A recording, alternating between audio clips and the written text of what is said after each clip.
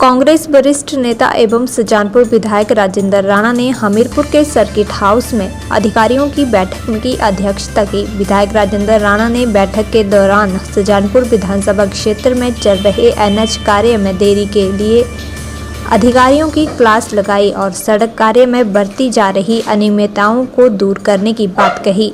बाद में पत्रकारों से बातचीत के दौरान विधायक राजेंद्र राणा ने कहा कि हमीरपुर से वादेवी बायटौनी एनएच कार्य में गुणवत्ता नहीं बरती जा रही है।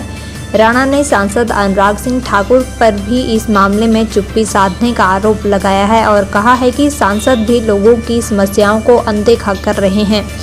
विधायक राजेंद्र राणा ने कहा कि एनएच कार्य में लगी हुई गावर कंपनी की कार्यप्रणाली को लेकर लोगों की समस्याएं पेश आ रही हैं, लेकिन काम के चलते पाइपलाइनें टूट चुकी हैं और सड़क हर गांव की समस्या बनी हुई है। उन्होंने कहा कि एनएच के साथ छोटे रास्तों को भी बाधित किया गया है और लोग परेशान हैं।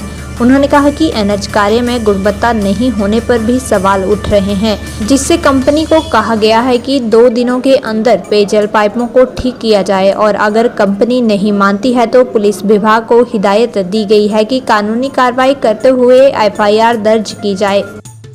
ये आज अधिकारी भी इसमें शामिल हुए हैं बैठक में और साथ में मॉर्फ जो है वो भी उनके अधिकारी भी थे और एक कंस्ट्रक्शन कंपनी जो गावर कंपनी है उनको भी बुलाया था।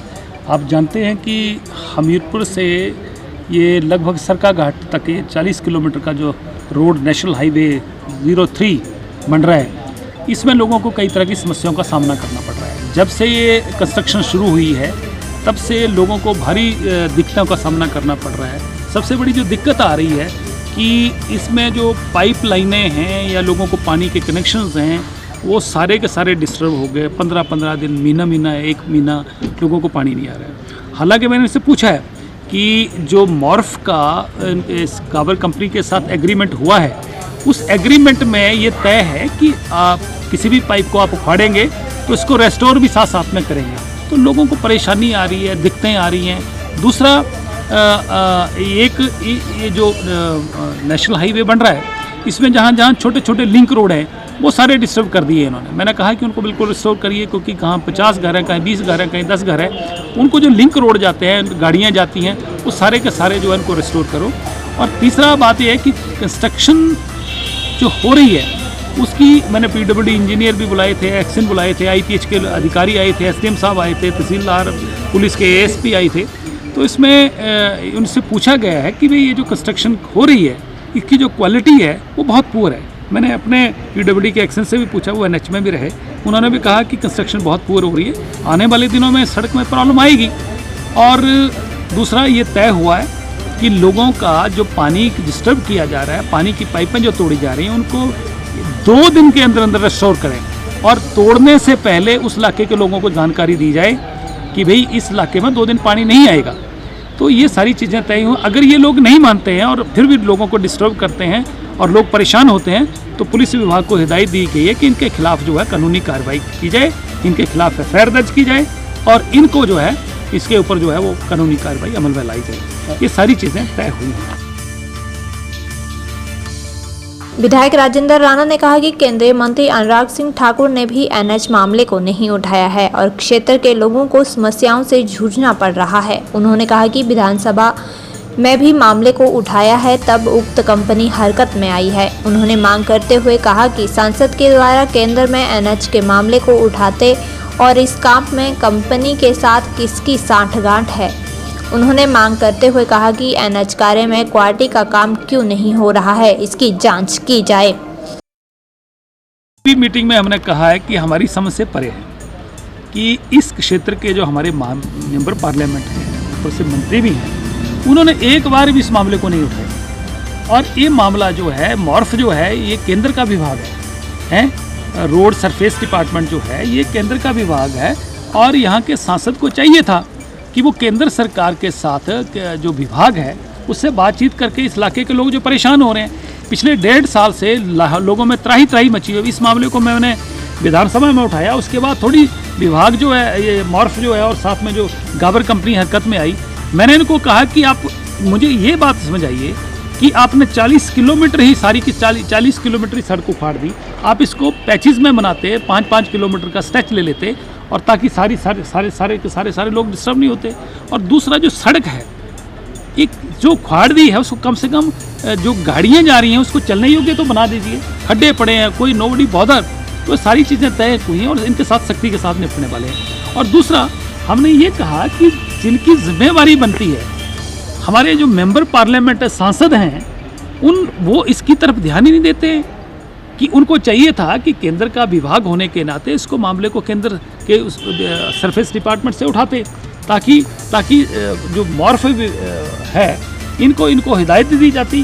क्वालिटी का काम नहीं हो रहा है, क्या किसके साथ सांठगांठ है मेरी तो समझ से परे है। कौन इसके साथ सांठगांठ कर रहा है, कंपनी के साथ कर रहा है, विभाग में कौन कौन लोग हैं, ये बहुत बड़ा ये उच्च स्तरीय जांच का मामला है। मैं आपके माध्यम से इस बात की मांग करता हूं कि इसकी जांच होनी चाहिए कि क्वालिटी का काम क्यों नहीं हो रहा है, आखिरकार क्या वजह है, कौन लोग इसमें संलिप्त हैं, कौन लोग इसमें शामिल हैं। और हमारे सांसद जो हैं इस मामले में बोलते ही नहीं हैं, तो इसलिए लोग परेशान हो रहे हैं। मैं चुनाव व्यक्ति होने के नाते मैंने विधानसभा में मामला उठाया और अभी भी अधिकारियों को कह दिया कि नहीं होगा तो इनके खिलाफ जो है कानूनी कार्रवाई अमल में ला जाएगी। एनआईटी में नशे से हुई एमटेक छात्र की मौत पर विधायक राजेंद्र राणा ने कहा कि नशे के कारोबारियों के खिलाफ हमेशा रहा हूं और इस मामले में पुलिस द्वारा सख्त कार्रवाई की जानी चाहिए। इसके साथ ही बाहर से नशा लेकर आ रहे लोगों पर भी शिकंजा कसना चाहिए। विधायक राजेंद्र राणा ने कहा कि एनआईटी में नशे की घटनाएं सामने आ रही हैं, इसमें एनआईटी प्रबंधन भी इसमें संलिप्त है और नशे के लिए एनआईटी प्रबंधन भी काम कर रहा है। उन्होंने कहा कि एनआईटी में लोकल लोगों की हस्तक्षेपता नहीं है, जिस कारण एनआईटी परिसर में इस तरह के कार्य चले हुए हैं। देखिए, मेरी चुप्पी नहीं है, मैं तो बार बार मामले को उठाता रहता हूँ। ये जो एनआईटी में मामला हुआ है कि एक बच्चा जो है उसको ओवरडोज लेने की, जैसे कि समाचार पत्रों के माध्यम से हमें जानकारी मिली है, ये अत्यंत दुखदायी है। और हमारा जो नौजवान पीढ़ी है जिस तरीके से नशे के प्रति आकर्षित हो रही है, ये बड़ा दुखदायी है। आने वाले समय के लिए ये जो पीढ़ी है ऐसे इस तरीके से तो बर्बाद हो जाएगी। तो पुलिस विभाग को भी बार बार डायरेक्शन दी जाती हैं कि नशे करने वाले से पहले नशा बेचने वालों के खिलाफ जो उन तक पहुंचा जाए। और सरकार भी इसमें पर चिता रही है, इसके लिए शिविर लगाए जा रहे हैं। तो ये जो बच्चों को नशे की प्रवृत्ति, जो इसमें पेरेंट्स की भी जिम्मेदारी बनती है कि पेरेंट्स भी अपने बच्चों पे नज़र रखें, टीचर भी रखें, समाज के भी लोगों को जिम्मेदारी बनती है कि ऐसे जो कहीं भी ऐसी कोई चीज़ नज़र आती है तो उसको पुलिस को इन्फॉर्म करें। और ऐसा नशा बेचने वाले जो लोग हैं, ऐसा नशा करवाने वाले जो लोग हैं, इनके ऊपर जो है सख्ती से निपटना चाहिए और सख्त से सज़ा इनको मिलनी चाहिए। ये ऐसा है कि जहाँ तक एनआईटी का विषय है और जिस तरीके से नशे की घटनाएं सामने आ रही हैं, मुझे लगता है कि कहीं ना कहीं लोकल एनआईटी का जो कहीं ना कहीं कुछ लोगों की इन्वॉल्वमेंट होगी। बिना इन्वॉल्वमेंट के नशा आ ही नहीं सकता है। और लोकल लोगों को या चुने हुए लोगों को, एडमिनिस्ट्रेशन को उसमें शामिल ना करना और किसी भी मेंबर ना होना या किसी में इन्वॉल्वमेंट ना होना, वही इंस्टीट्यूशन जो है सुरक्षित रहता है और आगे बढ़ता है जहाँ लोकल इन्वॉल्वमेंट होती है, लोकल लोगों की भागीदारी होती है। तो यहाँ पर लोकल रिप्रेजेंटेटिव जो है, चाहे एमएलए हैं, चाहे कोई जिला परिषद है, उन लोगों को भी इसमें कहीं ना कहीं इन्वॉल्व रखना चाहिए, जो कि एनआईटी में नहीं है।